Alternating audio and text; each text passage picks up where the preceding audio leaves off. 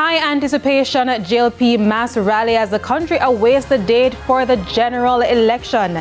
Good evening and welcome to this abbreviated version of Primetime News. Special welcome to viewers on TVJ International in the Cayman Islands and those of you watching online at onespotmedia.com. I'm Kalisha Williams. Also this evening, police constable and son battling for life following Saturday's deadly shooting in St. James.